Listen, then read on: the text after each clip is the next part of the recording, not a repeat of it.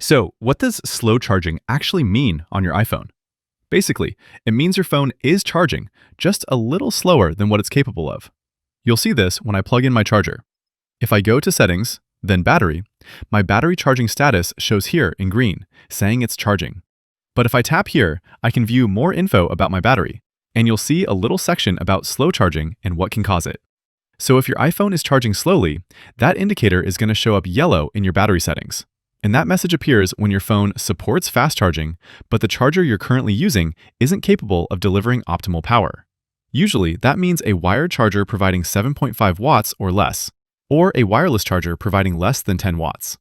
A lot of times, this happens with legacy power bricks, those small cube adapters, or an outdated USB port, an older car port, or even a laptop's USB port, which can sometimes provide less power.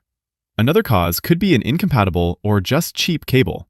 Low quality or damaged cables, like some of those gas station cables, might not be able to carry high wattage power to the phone, even if the charging brick itself is totally fine.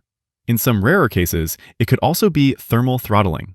If your phone gets too hot, say from charging in direct sunlight or while playing heavy games, iOS will intentionally slow down the charge speed to protect the battery and the phone.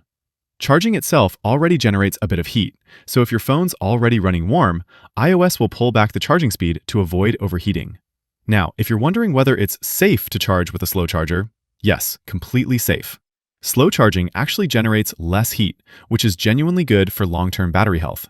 The warning is just there to let you know charging is going to take longer, so you're not surprised when it takes 3 to 4 hours to hit 100%.